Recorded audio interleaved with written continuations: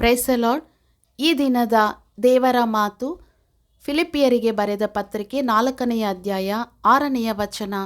ಯಾವ ಸಂಬಂಧವಾಗಿಯೂ ಚಿಂತೆ ಮಾಡದೆ ಸರ್ವ ವಿಷಯದಲ್ಲಿ ದೇವರ ಮುಂದೆ ಕೃತಜ್ಞತಾಸ್ತುತಿಯನ್ನು ಪ್ರಾರ್ಥನೆ ವಿಜ್ಞಾಪನೆಗಳನ್ನು ಮಾಡುತ್ತಾ ನಿಮಗೆ ಬೇಕಾದದ್ದನ್ನು ತಿಳಿಯಪಡಿಸಿರಿ ಎಂಬುದಾಗಿ. ಪ್ರಿಯರೇ, ನೀವು ಯಾವ ವಿಷಯದಲ್ಲೂ ಕೂಡ ಚಿಂತಿಸುವ ಅವಶ್ಯವಿಲ್ಲ. ನಮ್ಮನ್ನು ಕುರಿತು ಚಿಂತಿಸುವ ದೇವರು ನಮ್ಮೊಂದಿಗಿದ್ದಾರೆ.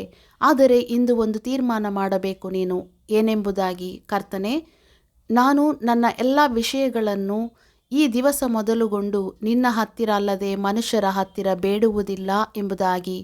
ಅಷ್ಟೇ ಅಲ್ಲದೆ ಇಂದಿನವರೆಗೂ ಕರ್ತನು ಮಾಡಿದ ಎಲ್ಲ ಉಪಕಾರಗಳಿಗಾಗಿಯೂ ಕೃತಜ್ಞತಾಸ್ತುತಿಯನ್ನು ಸಲ್ಲಿಸಬೇಕು. ಮಾಡಲಿಕ್ಕಿರುವ ಅನೇಕ ಕಾರ್ಯಗಳನ್ನು ಕುರಿತು ಕೂಡ ನಂಬಿಕೆಯಿಂದ ದೇವರನ್ನು ಸ್ತುತಿಸಬೇಕು. ಯೇಸುವಿನ ಹತ್ತಿರ ಕಣ್ಣೀರನ್ನು ಸುರಿಸಿ ಪ್ರಾರ್ಥಿಸಬೇಕು. ಕಟ್ಟಲ್ಪಟ್ಟ ಬಂಧನಗಳಿಂದ ಬಿಡಿಸಲ್ಪಡಲು ವಿಜ್ಞಾಪನೆಯನ್ನು ಕೂಡ ಮಾಡುತ್ತಾ ಪ್ರಾರ್ಥನೆಯಲ್ಲಿ ನಾವು ಹೋರಾಡುವುದಾದರೆ ಖಂಡಿತ ದೇವರು ಜಯವನ್ನು ನೀಡುವರು.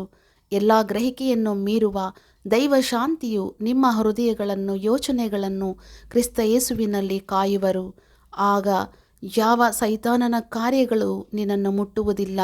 ಅಂತಹ ಶಾಂತಿದಾಯಕನಾದ ಕ್ರಿಸ್ತನು ತಾನೇ ನಿಮ್ಮೆಲ್ಲರ ಜೊತೆಗಿರಲಿ. ಆಮೇನ್, ಆಮೇನ್.